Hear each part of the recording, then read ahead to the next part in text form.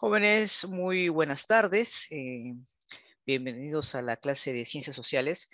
En esta oportunidad, en Historia del Perú, vamos a hablar los principales acontecimientos desde el formativo, o también llamado Horizonte temprano, como lo mencionó en su momento John Robb, hasta el primer desarrollo regional, o también llamado intermedio temprano. ¿Correcto? Vamos a ver algunas características fundamentales y, claro, también veremos sin duda a las culturas, ¿no?, que se van a desarrollar. Profesor, ¿y las que hemos estudiado en anteriores ocasiones no eran altas culturas? No. Fueron importantes civilizaciones que llegaron a tener un grado, ¿no?, de nivel cultural, pero que no alcanzaron a ser consideradas altas culturas, ¿no? Como en su momento lo fue Caral, por ejemplo, lo fue La Calgada, Áspero, Garagay. Fueron estados prístinos, estados teocráticos que recién estaban consolidándose. ¿De acuerdo? Eso es fundamental. Muy bien. Profesor, cuando usted habla acerca del formativo, se está refiriendo pues a la clasificación que Luis Guillermo Lumbreras hace cuando se habla acerca de los orígenes de las culturas en el Perú. Correcto. Recuerden que la semana pasada habíamos sido muy claros en el sentido de que John Robb clasifica o, claro, realiza una periodificación de la historia del Perú basada en el desarrollo y la evolución de la cerámica, mientras que Luis Guillermo Lumbreras toma en cuenta el desarrollo y evolución de la sociedad basada pues en su estructura económica, ¿no? Económica y social propiamente dicho. ¿De acuerdo? Ahora, según bajo el concepto de Lumbreras, el formativo se divide en tres fases. ¿Ya? Ahí vamos a ver acá, un momento. Ahí está, perdón. Profesor, entonces me habla usted que existen tres fases, así es, ¿no? Observa, mira la línea del tiempo y comparemos un poco acerca mm, de cómo en otras partes del mundo, principalmente en Europa y Oriente, se estaba desarrollando pues el esclavismo, ¿no? El esclavismo oriental, como el desarrollo pues de las culturas egipcia, las que se desarrolló en Mesopotamia, etcétera, ¿no? Entonces, mientras estaban desarrollando estas importantes culturas en Oriente, aquí en el antiguo Perú ya existían los primeros estados teocráticos, propiamente dicho. Aquellos estados que dependían importantemente de un círculo, de una élite dirigida por la casta sacerdotal. Profesor, explíqueme en sí a qué llama usted formativo, según la concepción de Luis Guillermo Lumbreras. Bueno, para empezar, pues el formativo parte del año 2000, 1500, 1800, hasta el 300 o hasta los años 100 antes de nuestra era, aproximadamente. Algunos se prolongan pues hasta el año 200 después de nuestra era aproximadamente, ¿no? Pero digamos que el formativo jóvenes fue un periodo en el que el cual se desarrolló pues las altas culturas en el antiguo Perú y se caracterizó básicamente por tener estados teocráticos, ¿no? Y que ahí es justamente donde se consolidan las clases sociales, ¿no? Recuerda que en su momento había mencionado que durante el arcaico tardío no había división de clases, al menos no era muy notorio. El trabajo todavía pues era colectivo, comunitario. Existía obviamente un grupo de dirigentes que administraban la ciudad, pero repito, la estructura en cuanto a la existencia de clases dominantes y clases dominadas no estaba claro en ese tiempo. En el formativo sí es donde vamos a verlo con mucha notoriedad, sobre todo durante el formativo medio. Eso acuérdate bastante. En este caso hablamos de Chavín propiamente dicho. Ahora, algo importante, profesor, es que en el formativo aparece la cerámica. Sí, aquí prácticamente la cerámica empieza a tener una importancia en nuestra sociedad y es por eso que, por ejemplo, John Robb al periodo formativo, pues lo llama, bueno, al periodo formativo inicial, como así se le conoce, John Robb lo clasifica esta etapa o este periodo como el periodo inicial, ¿no? Si para Lumbreras es el formativo inicial o el formativo inferior, para John Robb eso sería pues el periodo inicial, donde hay evidencias del uso de la cerámica, ¿correcto? Entonces, al iniciarse el formativo, jóvenes, ¿de acuerdo? De hecho, pues se ha dado grandes transformaciones, cambios significativos que alteraron tremendamente la estructura de las estructuras tanto del poder y los mecanismos pues de control poblacional, ¿no? Y aquí hubo un aumento, un incremento de la producción, a la cual pues se le conoce como excedentes productivos, y eso obviamente facilitó el intercambio comercial a través del trueque. Eso es fundamental, no vayas a olvidarte lo que acabo de mencionarte. Ahora, los sacerdotes, que eran los que dirigían estas ciudades, eran su poder se basaba pues en el conocimiento que ellos tenían con respecto a la naturaleza, ¿no? Y también al conocimiento de la astronomía, muy ligada al ciclo agrícola. Profesor, ¿cuál era el poder que los sacerdotes ejercían sobre la población al tener obviamente este conocimiento? Bueno, simplemente un hecho significativo, jóvenes. Al tener pues este conocimiento, ellos lo aprovechan para poder entender el entorno, ¿no?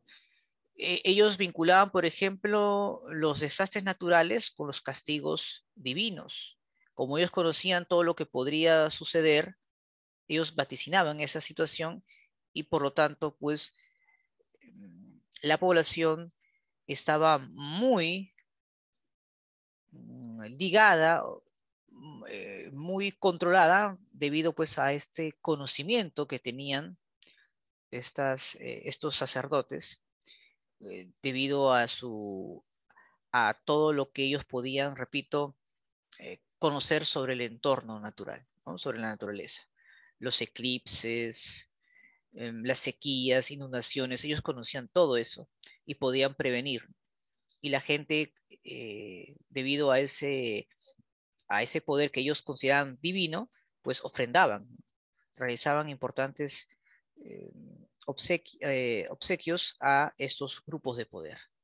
Claro, las personas en su mayoría no conocían ese tipo de conocimiento. Era un conocimiento muy, pero muy cerrado, que solamente lo utilizaba pues este pequeño grupo, que apoyados en los artesanos, que realizaban estos grandes monumentos, estas series divinos, por lo general aterrorizantes, que obviamente eso imponían pues el miedo en la población, ¿no?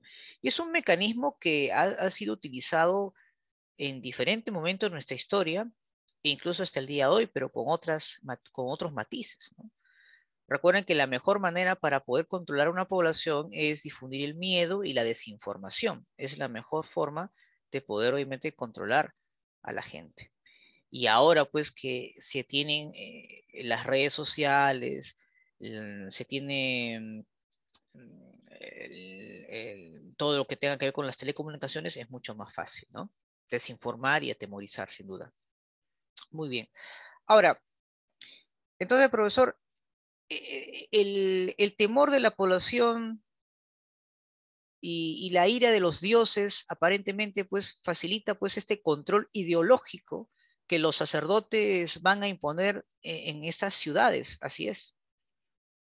Y poco a poco ahí los estados teocráticos van imponiéndose, ¿no? ¿Qué es un estado teocrático? Un gobierno en nombre de los dioses, ¿correcto?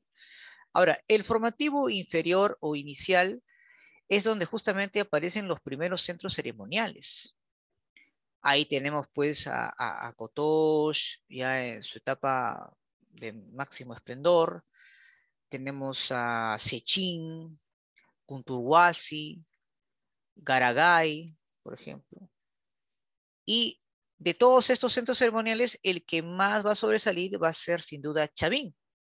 Chavín va a absorber todos los elementos culturales del formativo inferior o del formativo inicial.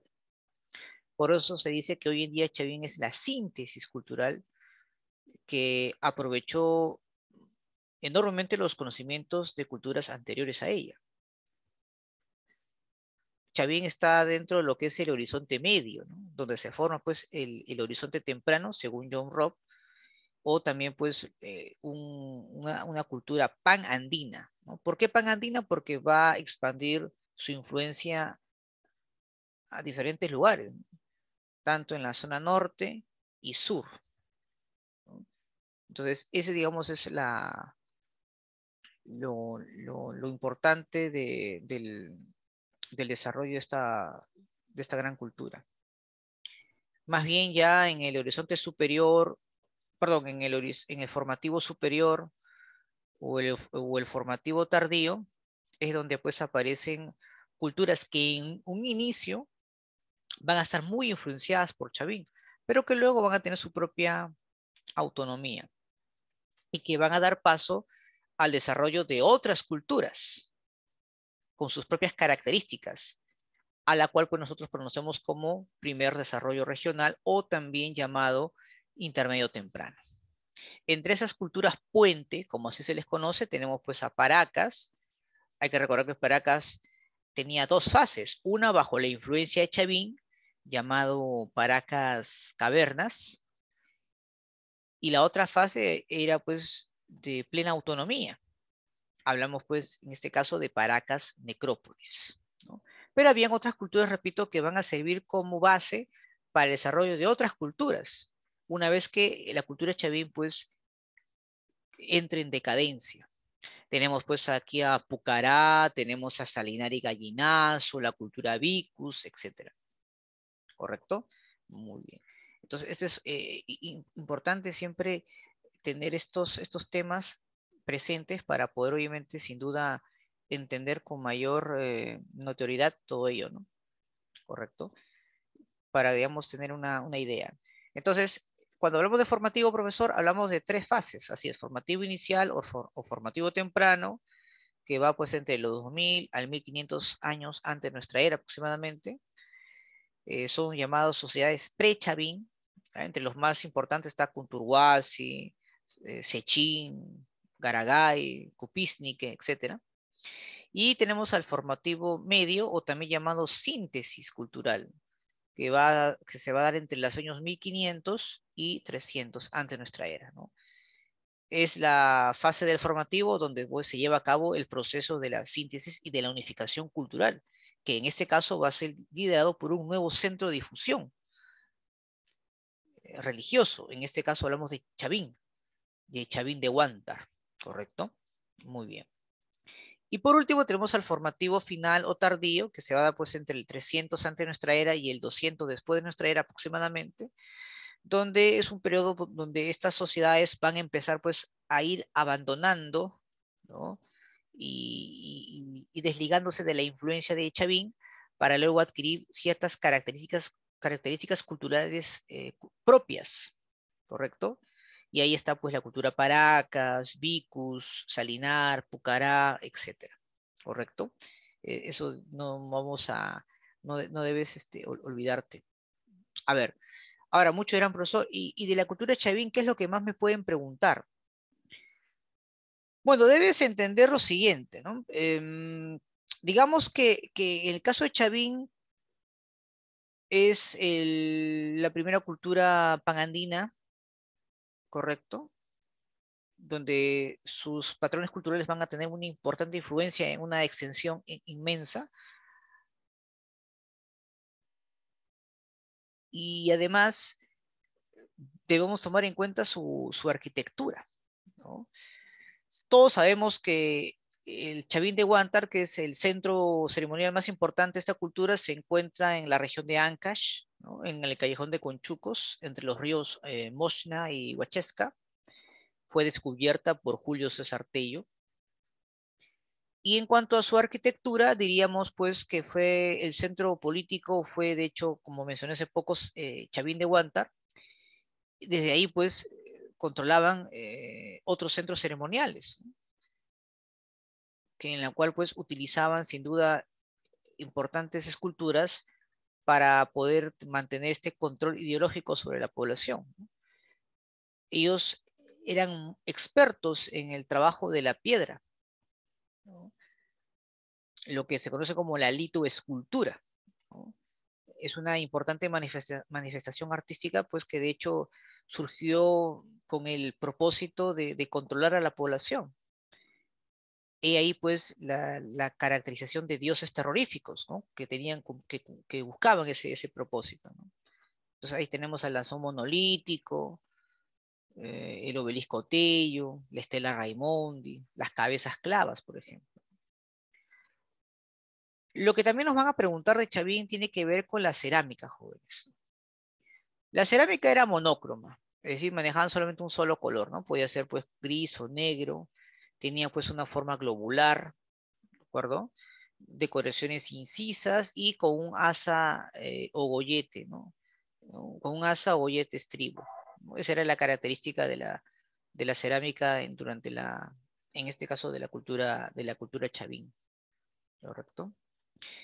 Con respecto a Paracas, te menciono pues de que tenían dos fases, ¿correcto? Una, la llamada Paracas Cavernas, que claramente tenía una influencia de Chavín, y se caracteriza por sus enterramientos, que tienen forma, los enterramientos que se hacían en ese tiempo, era pues una forma o ellos usaron unas tumbas en forma de una copa invertida, mientras que en la Paracas Necrópolis los enterramientos pues eran rectangulares, ¿no? Usaban tumbas de forma rectangular.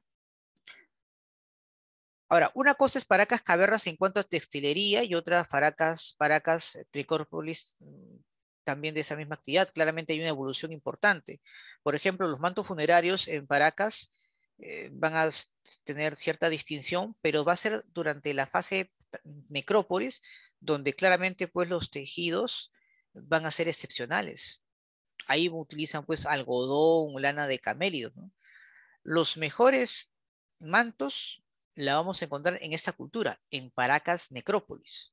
Ninguna otra civilización va a superar lo que hicieron los Paracas con respecto a la textilería. En cuanto a medicina, digamos pues que también ellos practicaron las trepanaciones craneanas, ¿no? Era común o era una práctica común debido a que constantemente en esos tiempos las peleas, las guerras eran frecuentes.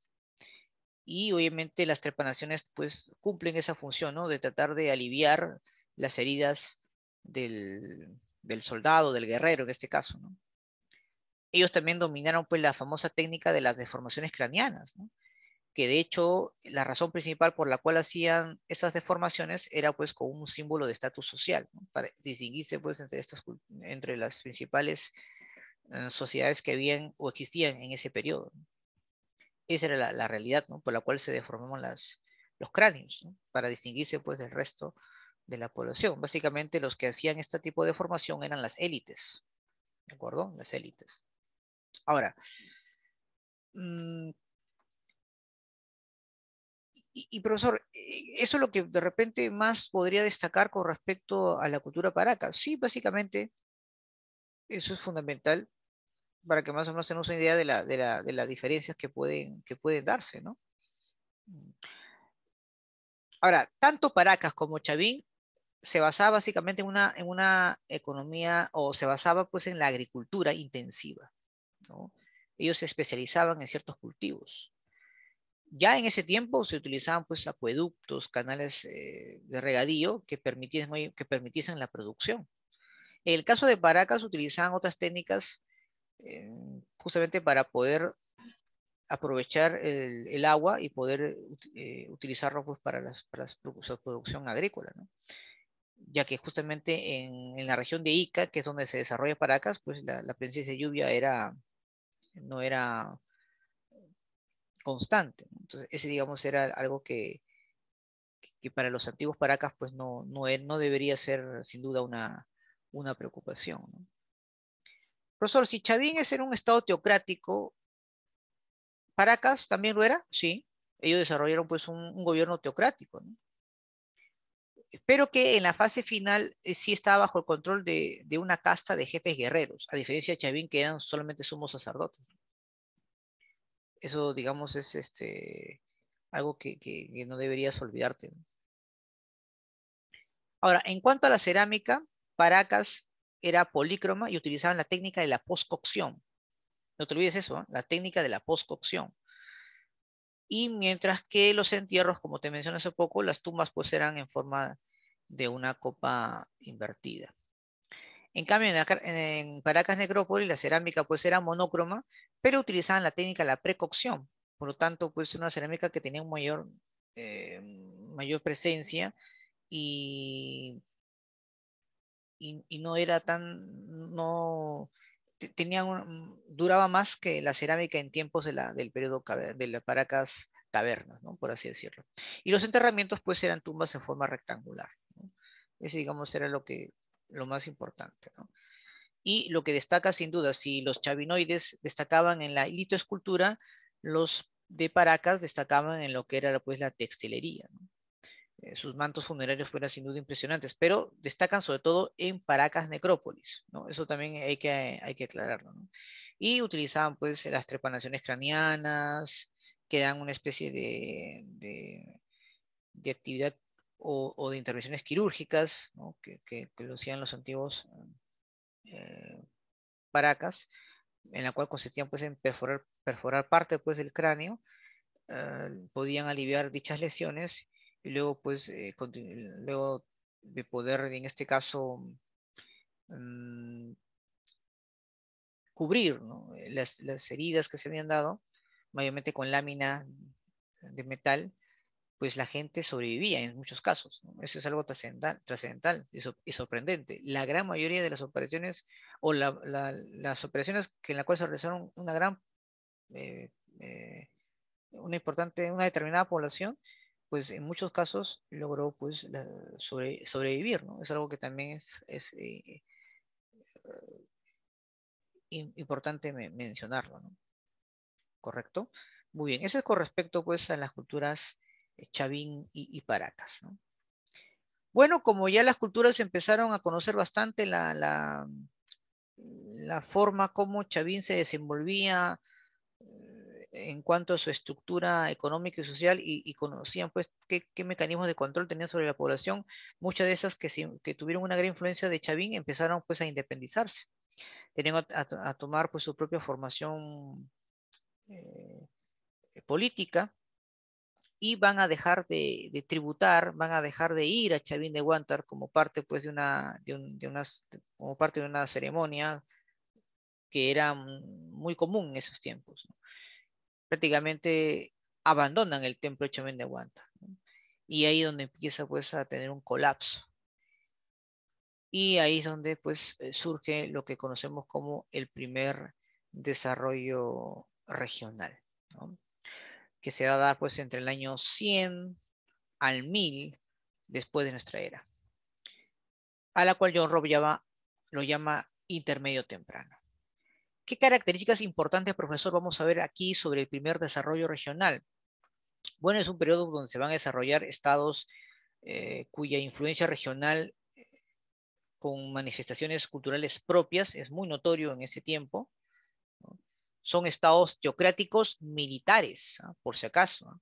Es decir, donde no solamente pues el líder tenía función religiosa, sino también una función militar, guerrera, ¿no? Entre las sociedades más destacadas está pues sin duda Nazca y Moche, pero también tenemos otras, ¿no? Como la cultura Lima o la cultura Tiahuanaco, por ejemplo, ¿sí? Muy bien. Ahora, en el ámbito económico, te podrás dar cuenta pues de que ellos tuvieron un gran avance en las técnicas hidráulicas, ¿no? Para la producción agrícola, ¿no? Por eso que también se le conoce a este periodo como las sociedades hidráulicas, sobre todo en la cultura moche. En cuanto a su manifestación artística, llegaron pues a niveles extraordinarios, sobre todo en la elaboración de la cerámica. Ninguna otra cultura jóvenes va a superar a la cultura moche y nazca en cuanto al desarrollo de o el uso de la cerámica, ¿no? Los mejores escultores, los mejores ceramistas, la vamos a encontrar justamente en el primer desarrollo regional. En el caso de Moche con la cerámica escultórica y en el caso de Nazca con la cerámica pictórica, ¿correcto? Por eso también se le conoce a este tiempo como la época pues de los grandes maestros artesanos. Eso es también interesante, ¿no? La cerámica que moche. Las cerámicas de Moche y Nazca principalmente. En el caso de Moche es escultórica principalmente y la de Nazca pictórica. Escultórica. Sí, Moche escultórica, así es. Tenemos ahí los huacos retratos, por ejemplo, ¿no? Ahora, sin duda, la máxima expresión de la cerámica, repito, la vamos a encontrar aquí, en este periodo, en el primer desarrollo regional. Con respecto a Moche, diríamos pues que fue descubierta por Max Uhle, importante investigador, arqueólogo alemán. Moche llegó a ubicarse principalmente en la costa norte, como por ejemplo Lambayeque, La Libertad y Ancash. Y bueno, su economía principalmente pues se basa en el desarrollo de la agricultura gracias a los canales regadíos que tienen, al igual que las represas, acueductos, e incluso también utilizaban pues el guano para poder fertilizar las tierras, aunque eso ya era una técnica que lo conocían incluso los chavín, ¿no? Eso también es importante reconocerlo, ¿no? ¿Sí? Muy bien. Ahora, otro dato importante que también debemos tomar en cuenta con respecto a Moche era en cuanto a su organización política, ¿no? Era un estado teocrático militarista. El poder político de los Moche está a cargo pues de los gobernantes de cada valle, ¿no? Los llamados Alaec, por ejemplo, ¿no? Por ejemplo, el señor de Zipán, un importante líder de su región, era un Alaec, ¿no? Era un gobernador de un determinado área, ¿no? De un valle, pero que con el paso del tiempo, estos jefes al final van a rendir cuentas a uno más importante, que viene a ser pues el Siequich, ¿no? El gobernante pues de la confederación, ¿no? De todos estos valles. Esa es la diferencia con otras culturas, ¿no? Moche no fue una región única, ¿no? Fue un conjunto de áreas que estaban dirigidas o gobernadas por Alaec, ¿no? Por jefes regionales, pero que al final todos ellos, de acuerdo a la manera de cómo ellos tenían ese vínculo o esa formación o esa estructura social, a la cual le llamamos confederación, estaba bajo el mando de Siequich. Posiblemente esto se haya dado sobre todo en tiempos donde tenían que defenderse frente a enemigos potenciales. Por ejemplo, cuando Wari se inicia la invasión a los Moche, todos estos jefes locales se unen, ¿no? Para hacer frente a la invasión del ejército Wari, por ejemplo, ¿no? Muy bien. Y bueno, su cerámica pues era escultórica, bícroma y documental, ¿no? Porque básicamente la vida cotidiana de la población mochi lo plasmaban en su cerámica. Eso es fundamental, ¿no? Lo plasmaban en su cerámica, ¿no? De hecho, también utilizaban el adobe principalmente para la construcción de sus grandes edificios, mm, que mayormente pues tenían una forma de pirámides. Entre las más importantes después está la Huaca del Sol, la Huaca de la Luna, Huaca Rajada, por ejemplo. También lograron técnicas importantes en cuanto a la orfebrería. Y el testigo más claro de ello es sin duda los adornos que se van a encontrar en la tumba del señor Zipán y en la dama de Cao. Este hallazgo de la dama de Cao es significativo. ¿Por qué? Porque se pensó obviamente que los hombres eran los que tenían altos cargos en la política eh, de estas culturas, ¿no? pero el descubrimiento de la dama de Cao, eso demuestra pues que la función de autoridad no solamente era para los hombres, sino también en ocasiones para las mujeres también, ¿de acuerdo? Para las mujeres. Muy bien. Aquí su principal deidad de los moche es sin duda el dios Ayapaec, ¿no? Llamado pues el dios degollador, y a nombre del dios Ayapaec es donde también se realizaban los sacrificios humanos, ¿no? Por si acaso. Nazca también fue descubierta por Max Zule, ¿no? Está ubicada mayormente pues en el Valle de Río Grande, en la provincia de El dios Nazca. degollador, el Temoche. Sí, el dios degollador, así Ok. se le conoce también. Ahora, la capital de la cultura nazca es Cahuachi. Este es muy importante porque es un centro urbanístico de grandes dimensiones y también fue hecha de adobe. Y esto sirvió de inspiración para la construcción de grandes ciudades ya durante el Horizonte Medio, ¿no? Que claramente pues eran ciudades muy bien planificadas y urbanísticas. En el ámbito económico, la cultura nazca claramente también se basó en la agricultura, pero para ello utilizaron técnicas hidráulicas, ¿no? Ante la escasez de agua en la zona de Ica, ¿no? Por eso que construyeron reservorios, canales de irrigación, acueductos subterráneos y grandes galerías filtrantes, que hasta el día de hoy la población de Nazca la utiliza, ¿no? Es impresionante, ¿no? La gente en Los estos moches, momentos, en este, Los Nazca a los utilizan nazcas. esas técnicas y utilizan, por ejemplo, estos galerías filtrantes para poder obviamente obtener agua, ¿no? Y eso lo utilizan, ¿no? Constantemente la población actual. Ahora, en cuanto a la organización política, también eran pues estados teocráticos militaristas, ¿no? Era una población sumamente guerrera.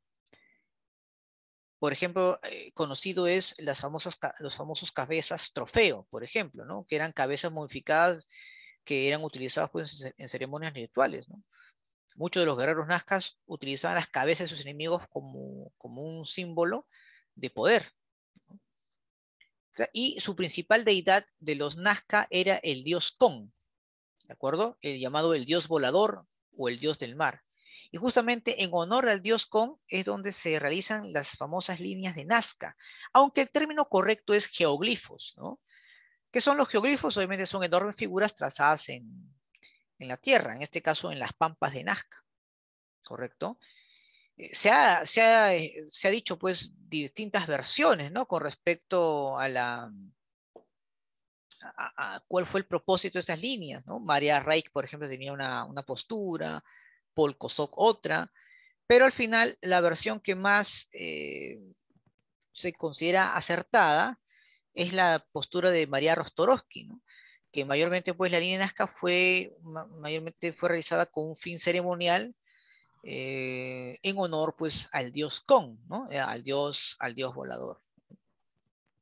Pero eso está Atrás, 100% confirmado. es lo que más, actualmente repito, como mencioné, es lo que más es la hipótesis más aceptada, ¿no? Está descartada el calendario astronómico que mencionó María Reich en su momento, o una especie de mapa para verificar pues, los canales subterráneos, o otras más alocadas o despistadas, como mencionar pues que es un símbolo eh, hecha por los extraterrestres, por ejemplo, ¿no? Que también se mencionó en su momento, ¿no?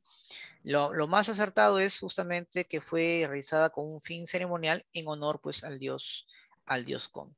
Y bueno, en realidad pues hacer la línea de Nazca, por más extensas que sean, para los pobladores del antiguo Perú no era nada imposible, de que ellos tenían conocimientos eh, em, eh, eh, digamos, con regular énfasis con respecto al uso de las matemáticas, ¿no? ¿No? Que eso obviamente era importante, ¿no? ¿Sí? Ya. Recuerden, por favor, que siempre deben apagar sus micrófonos, ¿sí? Por favor. Muy bien, entonces, este es fundamental, digamos, un poco ver las vicisitudes, las características que obviamente tenemos con respecto a estas dos culturas, ¿no? Que es en caso de la cultura moche y la cultura nazca. Pero también no hay que descartar, pues, a otras fundamentales culturas, como la cultura lima, que también utilizaron, pues, importantes canales de regación. Es más, aquí hay que recordar que las plazas y las edificaciones en general fueron construidas también de adobe. E incluso ellos utilizaron una técnica adecuada justamente para poder minimizar los movimientos telúricos, ya que Lima pues, es una zona también sísmica. y los antiguos pobladores de Lima utilizaban unas técnicas especiales llamados adobitos para poder obviamente hacer que estas construcciones puedan, digamos, soportar algunos movimientos telúricos de regularidad e intensidad, ¿no? Como los temblores, por ejemplo, ¿no? Esa es una característica que sí interesante reconocer, ¿no? Tiahuanaco sin duda también es una cultura importante porque incluso va a sobrevivir durante todo el horizonte de medio, ¿no? Que incluso al fusionarse con la cultura Nazca y la cultura Huarpa dan a la formación de la cultura Wari, que sería pues en este caso el primer imperio andino, ¿no? Que eso también ya lo veremos la próxima semana.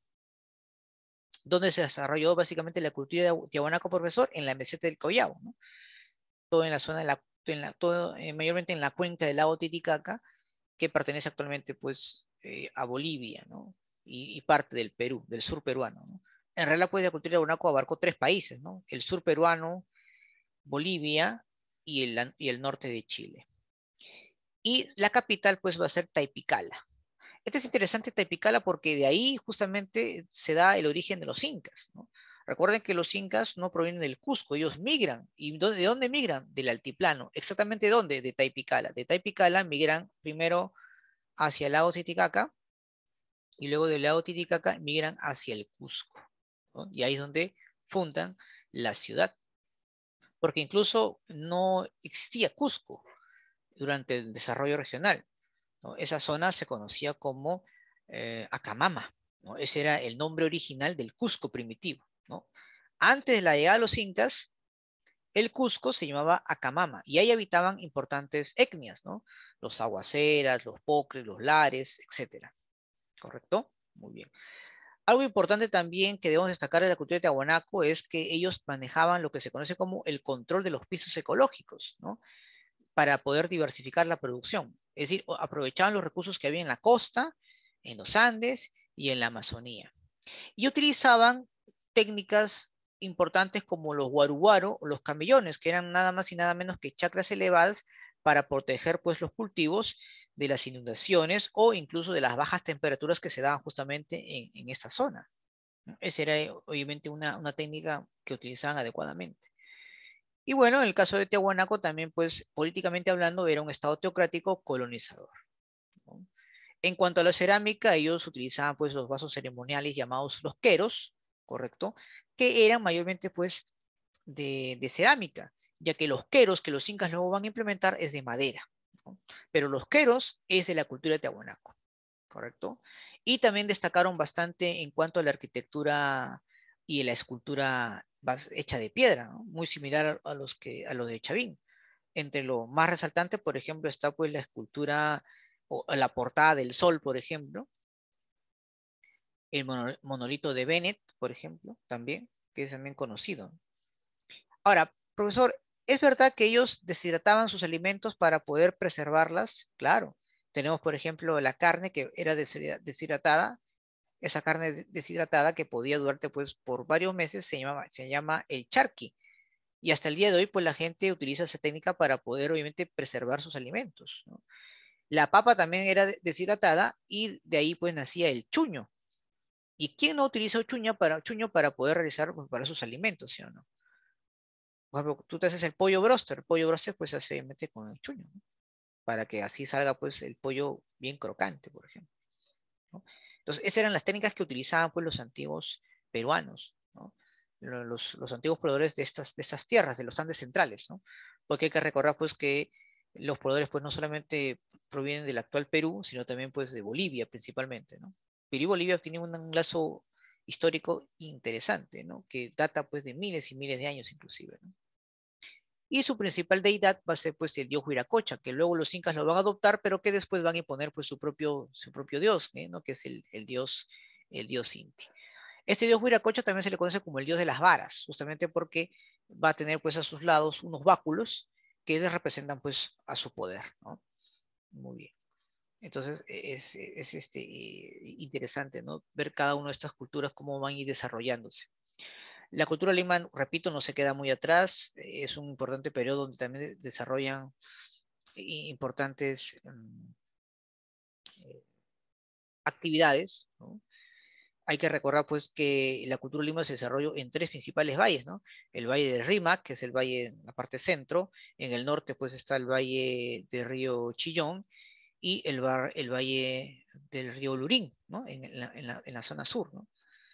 Y bueno, repito, se caracterizó pues por la construcción de sus adobitos, ¿no? Que eran una especie pues de estructuras mm, con fines tanto administrativas como ceremoniales, donde ahí habitaban pues la élite, ¿no? Principalmente, ¿no?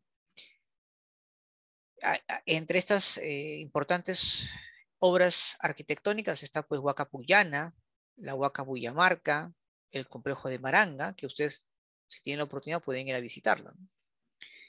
Bueno, en cuanto a la cerámica, pues sí utilizaron varios tipos de estilos, ¿no? Mm, Mayormente pues consistente en una decoración con figuras pues que representaban peces o serpientes entrelazadas principalmente, ¿no? Recuerden que en Lima pues al estar ubicada en la costa, la dieta principal pues de los pobladores de esa época era pues los productos marinos principalmente, ¿no? Esa era la dieta de la población en ese momento. Muy bien, muy bien, muy bien. Bien, chicos. ¿Hasta aquí alguna duda, alguna inquietud con respecto al formativo y el primer desarrollo regional? ¿Todo claro? Ah, profesor. ¿Sí? Muy bien, muy bien. Pero tengo una duda, y Dígame, sobre dígame. los exámenes, la respuesta no va a dar o algo así. Bueno, ya, ¿te refieres en lo que está en la plataforma? Ya, voy a, en todo caso, en la, mm, en la pregunta que voy a enviar esa semana, voy a incluso colocarlo con las claves, si desean, para tenerlo. He dejado también algunas actividades, ¿no? Y que esas obviamente tienen sus respuestas también para que puedan tener. Por ejemplo, en lo que es el arcaico o el paleolítico y arcaico, ahí dejo una serie de actividades que tienen sus respuestas para que obviamente lo puedan tener en cuenta. Pero con respecto a las preguntas de las separatas también, si desean, lo puedo marcar ahí para que puedan tener ahí las claves, ¿no? La idea era que lo resolvieran, ¿no? Y poder tenerlas, pero si ustedes desean que también les muestre las claves de cada una de estas separatas, no hay ningún problema. Se las puedo presentar también, no hay problema en ese aspecto. ¿Sí? ¿Alguna duda, pero con respecto a lo que estamos desarrollando? Todo claro, ¿no? Bien, chicos. Muy bien, entonces una pequeña pausa y vamos luego a hablar sobre la cultura de Mesopotamia y Egipto. ¿Ya? Vamos a dar eso cuando nos referamos, no, cuando nos enfoquemos en lo que es el esclavismo en el cercano oriente. Muy bien. 5 minutos y regresamos.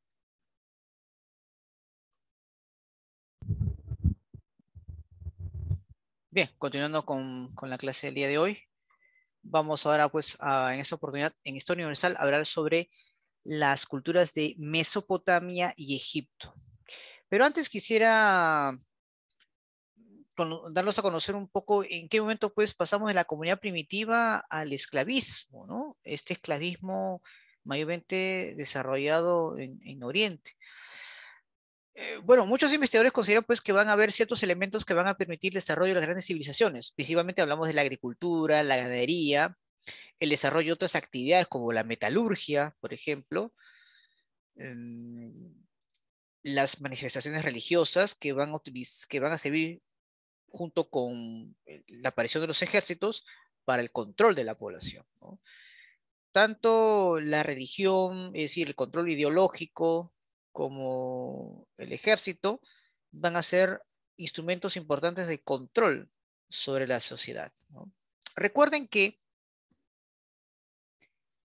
durante la edad de los metales, por así decirlo, o incluso ya desde la revolución neolítica, un pequeño sector es el que se apodera de los medios de producción, es decir, de los recursos naturales, ¿no? Aprovechando pues los excedentes productivos. Dejan de ser parte de la producción directamente y más bien empiezan a tener un mayor conocimiento basada pues en el ciclo agrícola, utiliza al ejército, utiliza manifestaciones artísticas religiosas para poder tener un mayor control sobre la población, se convierten pues en los especialistas, ¿no? En los sumos sacerdotes que van a tener un conocimiento importante en astronomía, que de hecho van a tener la capacidad de poder predecir eventos, eventos naturales, por así decirlo. Y que al final ellos van a, utilizando este conocimiento, van a poder tener un mayor control sobre la población. ¿Correcto? Es un mismo mecanismo que se ha utilizado en diferentes sociedades. Y bueno, la única manera, pues, para poder mantener ese poder y poder, digamos, incrementar la producción era, pues, tener mayor fuerza laboral, mano de obra. Y la mejor manera, pues, de poder conseguirlo era apropiarse de ellas, ¿no? Esclavizando a las personas. Y ahí donde justamente surge lo que conocemos como el esclavismo. Y se sabe que el esclavismo, pues, se inicia en Oriente y logra su máximo esplendor en Occidente, como es el caso de Roma, por ejemplo, donde llega a su máximo esplendor y también empieza pues a tener un decaimiento, ¿no? Pero, ¿qué es el esclavismo, profesor? Bueno, el esclavismo es un sistema económico y social basado obviamente en la propiedad privada de los medios de producción, ¿no?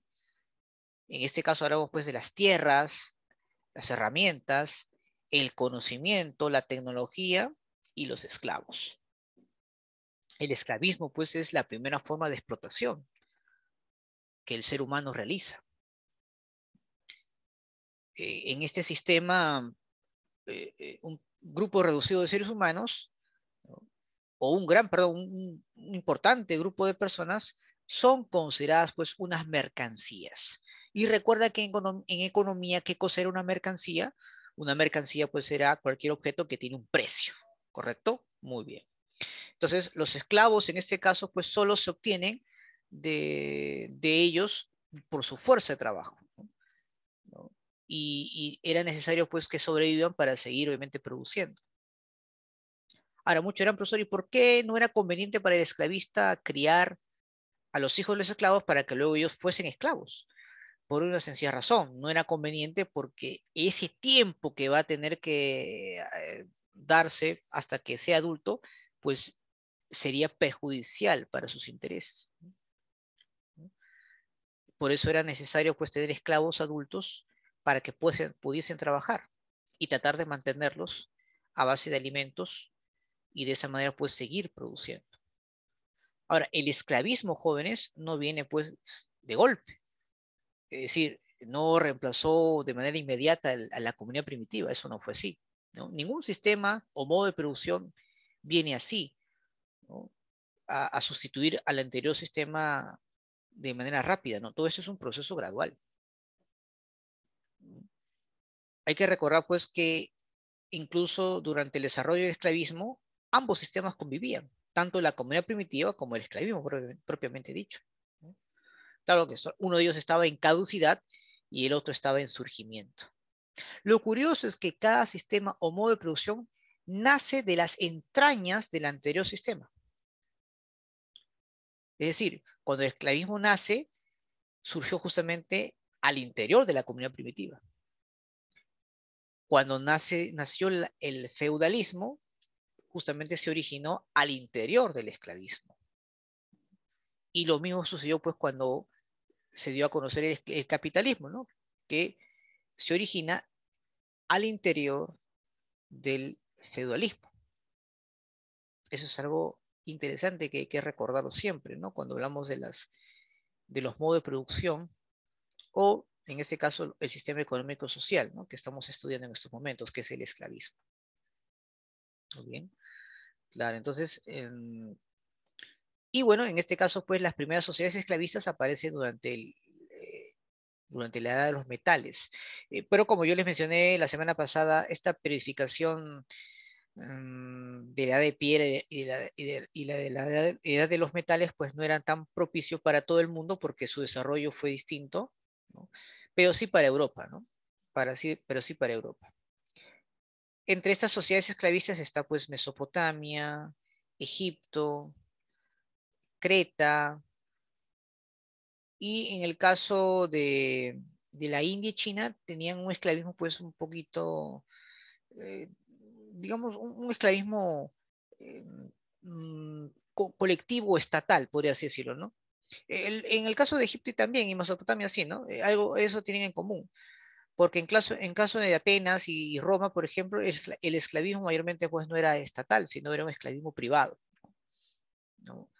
Era un esclavismo en la cual eh, ciertos sectores podían tener eh, a este grupo de personas a su merced debido a que tenían el poder económico para hacerlo, ¿no?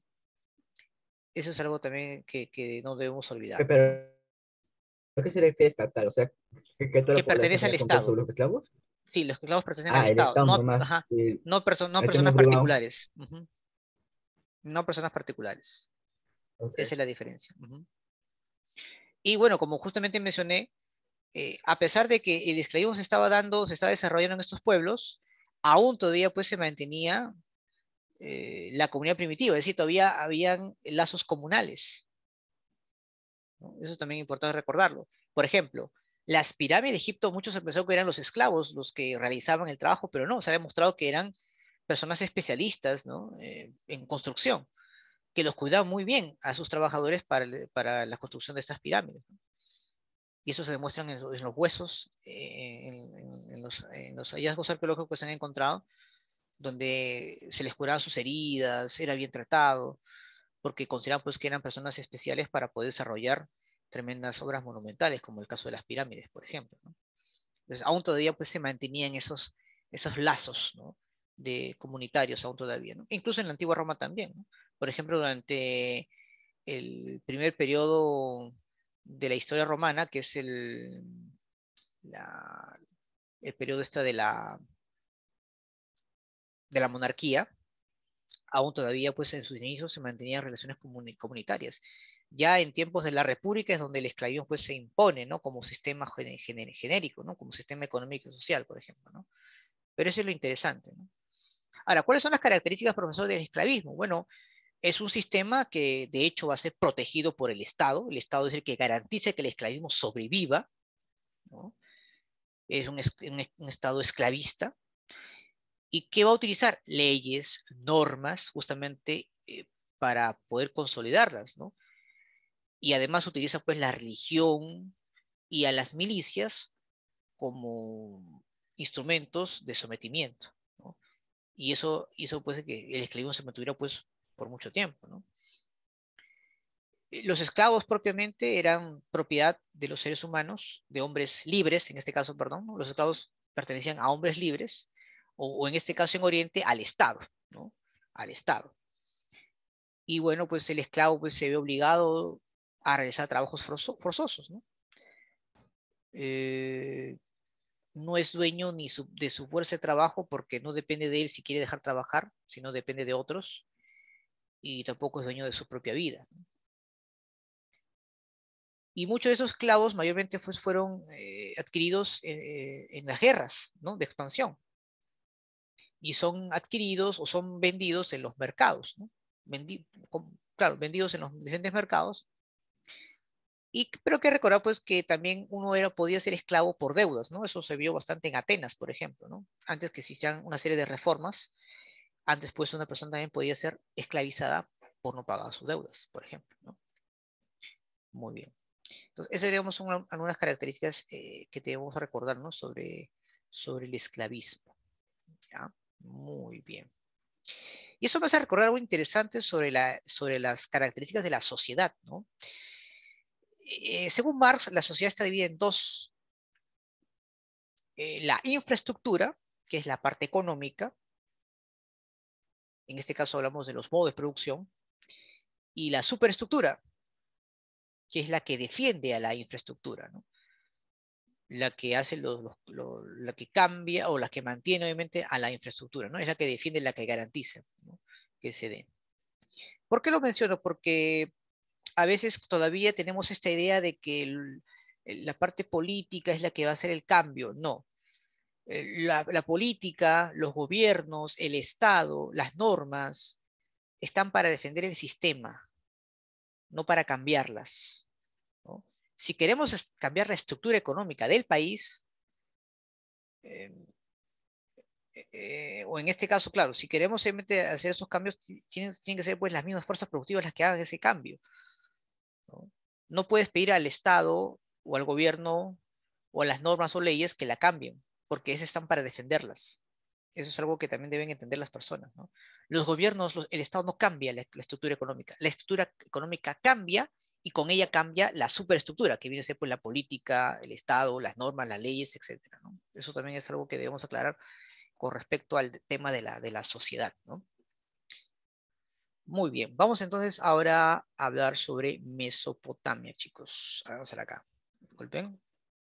A ver, la palabra Mesopotamia significa tierra entre dos ríos. ¿Por qué? Porque aquí justamente van a existir dos importantes ríos que van a permitir pues, fertilizar estas tierras. ¿Cómo se llaman estos dos ríos? El Éufrates y el río Tigris, ¿verdad? Claro. Ahora, observen bien el mapa y vamos a distinguir tres importantes, bueno, dos zonas fundamentales, ¿no? No vamos a hablar del centro, pero vamos a ver dos zonas fundamentales, ¿no? Una de ellas es la llamada Baja Mesopotamia, aquí está, esta zona que veas que estoy ahí mencionando, y la otra, pues, llamada la Alta Mesopotamia. Ahora, en la Baja Mesopotamia también se le conoce como Caldea, y el norte de Mesopotamia se conoce como Asiria. Es por eso que algunos libros dice ahí Caldeo y Asiria, ¿sí o no? Claro, se está refiriendo pues a la Baja Mesopotamia y se está refiriendo pues a la Alta Mesopotamia. Actualmente gran parte de lo que ahora es Mesopotamia, o lo que fue Mesopotamia, perdón, es Irak, ¿correcto? Irak. Ahora, mucho gran profesor, ¿y cuál es la diferencia entre la Baja Mesopotamia y la Alta Mesopotamia? Bueno, la gran diferencia es que en la Baja Mesopotamia, mayormente por el tipo de suelo que existe en ese lugar, es donde pudo desarrollarse la agricultura. En cambio, la Alta Mesopotamia, por ser muy montañoso, de difícil acceso y que las tierras no eran tan productivas, pues la gente de ese lugar se debe dedicar pues al pastoreo, al nomadismo o a la actividad militar, ¿no? Como luego vamos a ver más adelante cuando nos toque hablar sobre los asirios, ¿no? Pero el origen de las grandes civilizaciones se da en la Baja Mesopotamia, ¿sí? En la Baja Mesopotamia. Eso, digamos, es fundamental. Y bueno, como toda importante cultura, tiene un proceso, ¿no? Un proceso histórico. ¿Por qué? Porque en este territorio, la cual llamamos Mesopotamia, van a aparecer importantes civilizaciones, ¿no? Por ejemplo, entre ellas tenemos pues a los sumerios y los acadios, ¿no? Los sumerios aparecieron allá por el año 3800 aproximadamente. ¿Y cuál es lo que más va a destacar, profesor, de los sumerios? Aquí después surgen las primeras ciudades-estado, es decir, ciudades con una determinada característica, ¿no? En lo económico, en lo social, en lo político, ¿no? Aquí, pues, por ejemplo, sus principales líderes eran los llamados patesí, ensi también, que eran los sumos sacerdotes, y que mayormente ese grupo de poder estaba concentrado en estos palacios en forma triangular llamados sigurats, como tú puedes ver aquí en tu pantalla, ¿no? Este era pues el centro de poder. Y desde ahí pues realizaban las predicciones. Recuerden que ellos conocían lo que es astronomía, que estaba muy vinculado a los ciclos agrícolas. Pero algo que debemos destacar pues de los sumerios es que estas ciudades-estado, como por ejemplo Uruk, Ur, Nippur, Kish, Lagash, por ejemplo, se dedicaban pues al comercio entre ellos, ¿no? Claro que también, sin duda, habían pleitos, guerras entre estas ciudades, pero dieron un gran aporte cultural. Por ejemplo, el uso del arado, la rueda y también de las matemáticas, ¿no? Las matemáticas, chicos, surgen justamente con los sumerios. Ahora, muchos dirán, profesor, ¿y cómo es que así surgen las matemáticas? Hay un propósito fundamental. ¿Se acuerdan que les comenté que uno de los principales motivos de estas élites era controlar a la población? Claro. Y uno de estos mecanismos era pues la religión. Entonces, para tú tener ese control, necesitabas pues construir templos, edificios, para poder obviamente utilizar estas deidades y así atemorizar a la población. Pero ¿cómo construyes esos edificios? Para ellos tienes que utilizar las matemáticas. Y a partir de ahí, pues justamente con esa necesidad después de tener templos, edificaciones para controlar a la población, nacen los números. Se utilizan pues instrumentos para medir, para poder obviamente hacer las construcciones necesarias y poder utilizarlas para poder controlar a la población, ¿no? Ahí obviamente el origen de las matemáticas, por ejemplo. Y bueno, ellos conocieron pues la numeración sexagesimal, por ejemplo. Desarrollaron una escritura, a la escritura llamada cuneiforme. La más famosa pues es el poema de Gilgamesh, por ejemplo, que se encontraron, es una narración épica que de hecho inspiró pues a relatos bíblicos, como por ejemplo lo que es el arca de Noé, ya que en el poema de Gilgamesh también se habla pues de un gran diluvio universal. Y de hecho, esta narración épica es 1000 años más antigua que la que se escribió en el Antiguo Testamento. ¿Mm? Muy bien. Lamentablemente, pues para los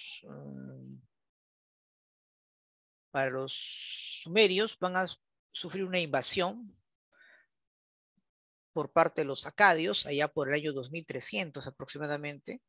Eran un pueblo del norte y que van a estar dirigidos por Sargón, ¿no? Su líder, ¿no? Inician toda una campaña militar y someten a los sumerios, ¿no? Y ellos van a asimilar mucho de la cultura de estos pueblos. Ahora, la invasión de Sargón, jóvenes, significó lo siguiente, significó pues la formación del primer imperio de la historia, ya que va a someter a todos los pueblos sumerios bajo la dirección pues de los acadios, o en este caso bajo la dirección de Sargón, ¿no? Entonces los acadios es importante porque es considerado pues el primer imperio de la historia, ¿no? Un imperio esclavista, claro está, ¿no?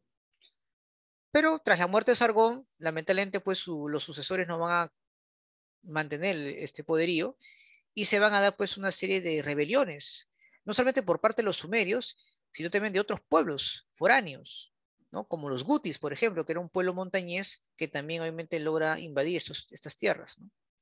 Y es así pues que caen los acadios y se da pues un renacimiento de los sumerios, es decir, nuevamente vuelve la autonomía, ¿no? Pero por un determinado momento nada más.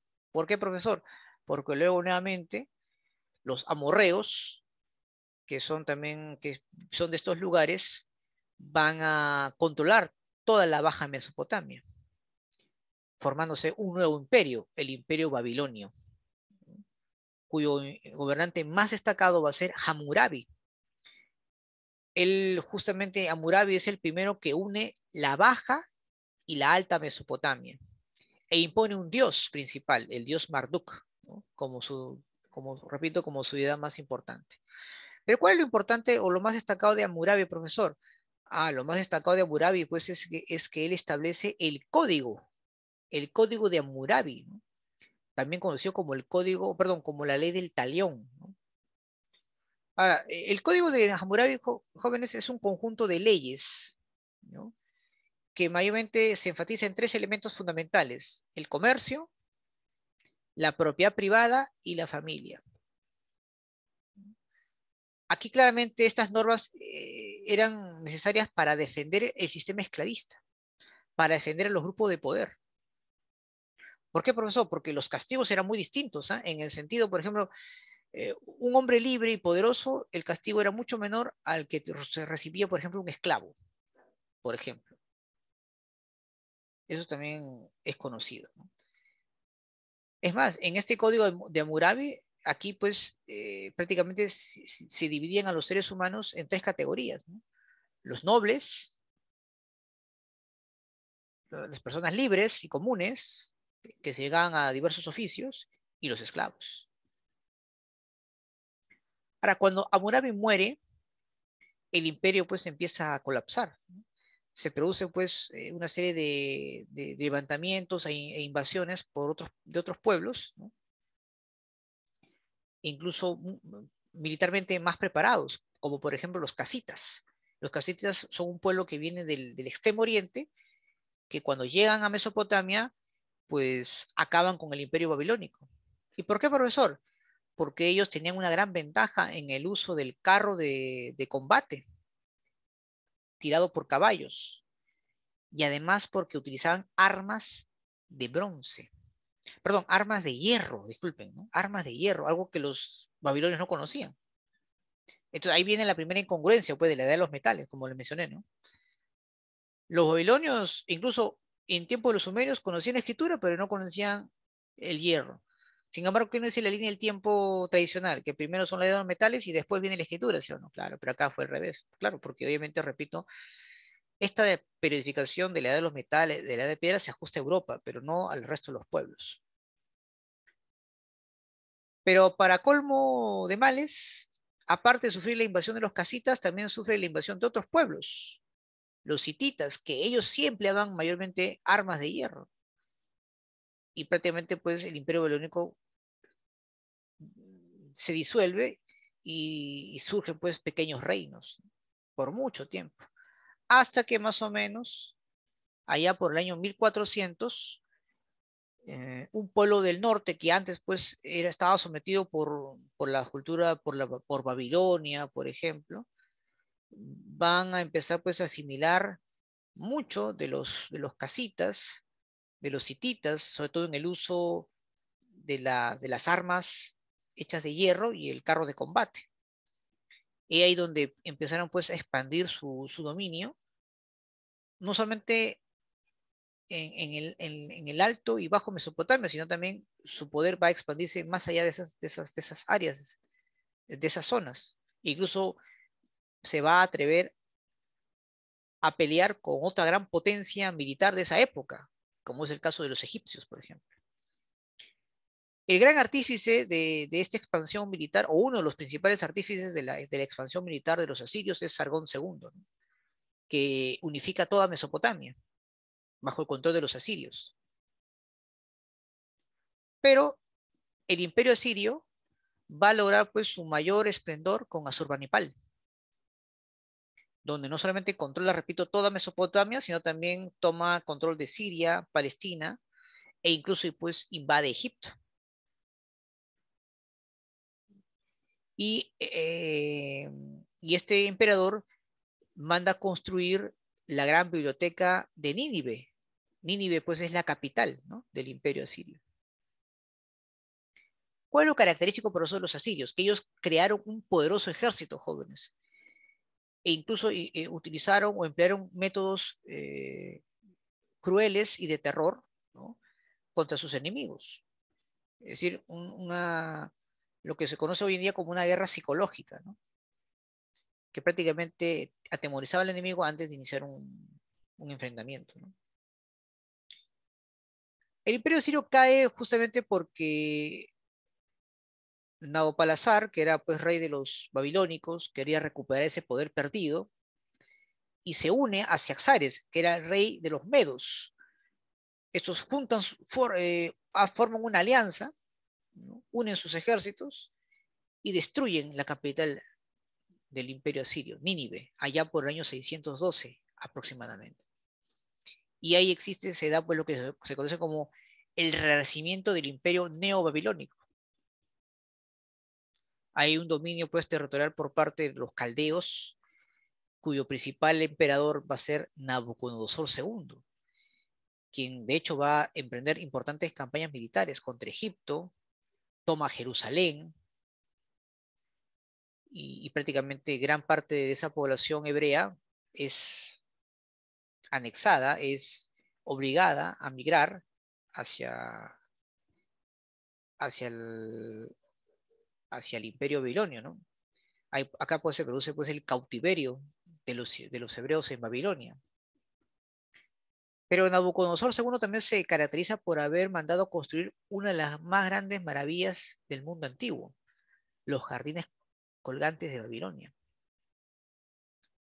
Ahora bien, con el paso del tiempo, este imperio neo-babilónico, o también llamado también Segundo Imperio Babilónico, cae pues en manos del emperador Ciro II, allá por el año 539. ¿Quién es Ciro II? El rey de los persas, que luego de vencer a los medos, toma pues el control de este territorio y logra pues expandir su imperio. Prácticamente pues toda Mesopotamia va a ser convertida en una provincia del imperio persa. Y ahí es donde se pone fin a la hegemonía de los neobabilónicos, ¿no?, o en este caso de las culturas de Mesopotamia. Entonces, interesante ver algunos aspectos que de hecho nos van a preguntar en cualquier examen de emisión, ¿no? ¿Correcto? Muy bien. ¿Algún dato importante, profesor, sobre Mesopotamia? Bueno, astronomía, no te olvides, ¿no? Ellos, por ejemplo, conocieron pues el calendario lunar, el calendario zodiaco, los cálculos de eclipses, ¿no? En matemática conocían pues la numeración sexagesimal, el cálculo de división de la circunferencia en 360 grados, ustedes eso lo saben por geometría, ¿verdad? Claro. En- el día pues dividen en 24 horas, ¿no? Prácticamente ellos inventaron los días. Por ejemplo, lunes. A ver, ¿quién me dice lunes, profesor? ¿Lunes qué es en inglés? A ver, ¿lunes qué es? ¿Cómo se dice lunes en inglés? Monday, ¿sí o no? ¿Qué significa Monday. Monday?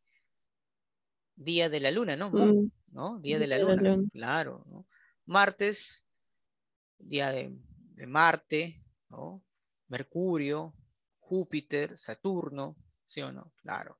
Ellos llegaron incluso a conocer hasta 5 planetas, ¿no? Claro, entonces los días que conocemos justamente es en honor, pues, a este conocimiento que tuvieron los de Mesopotamia, ¿no? En cuanto a escritura cuneiforme, ahí está, ¿no? Ellos fueron estudiados por importantes especialistas en la materia. ¿Por qué es profesor cuneiforme? Por la forma como estaba raizada, ¿no? Ellos utilizaban tablilla de arcilla, utilizaban unas cuñas, ¿ya? Para poder hacer estos incisos. Y ojo, el origen de la escritura no era con el fin de comunicarnos, sino que era con un fin netamente comercial, porque necesitaban registrar los productos en la cual pues se comercializaban, ¿no? Entonces era una necesidad de urgencia, ¿no? Era una gran necesidad en establecer una escritura para poder registrar esos productos, ¿no? Ya que el comercio pues se había desarrollado enormemente en esa parte del mundo, ¿no? Eso también es importante. En cuanto a arquitectura, bueno, estaba basado pues en el uso del ladrillo, ¿no? El adobe, la arcilla, ¿no? Y las que más destacan son estas pirámides llamados sigurats, ¿no? Que son templos y los centros de gobierno, donde estaba pues el patesí o el ensi, ¿no? O el lugal, ¿no? Que era el sumo sacerdote, que en la cual pues tenía el poder de dirigir, ya que ella tenía un alto conocimiento, ¿no? Sin duda, de la astronomía. Eran politeístas, casi todas las deidades de las antiguas culturas de Oriente eran politeístas, ¿no? Antropomorfos, es decir, tenían rostros humanos, ¿no? Entre sus principales dioses, pues, era Ishtar, Marduk, Asur, ¿no? Por eso que se dice, pues, que sus deidades eran en triadas, ¿no? En triadas, ¿no? En cuanto a escultura, la que más destaca, pues, sin duda, son los toros alados, ¿no? Que vas a ver verlos en las relieves, en los relieves de sus templos, de sus grandes edificaciones, por ejemplo, ¿no? Muy bien. Entonces, esos, digamos, son los elementos más destacados, sin duda, de la cultura mesopotámica. Antes de hablar sobre Egipto, ¿alguien, alguna Lo de pregunta? de las estructuras saladas, ¿eso también influyó en Egipto Los o toros, solamente toros los alados, sabios? toros alados. Ah, los toros salados. Básicamente en Mesopotamia, sobre todo en los asirios, ¿no? Ujú. Pero eso influyó a otras culturas como Egipto y eso. En realidad Egipto y Mesopotamia, o las culturas que se van a desarrollar en Mesopotamia, tuvieron, digamos, intercambio cultural paralelo, ¿no? Por eso que van a hacer ciertas similitudes, pero cada uno con su propia característica.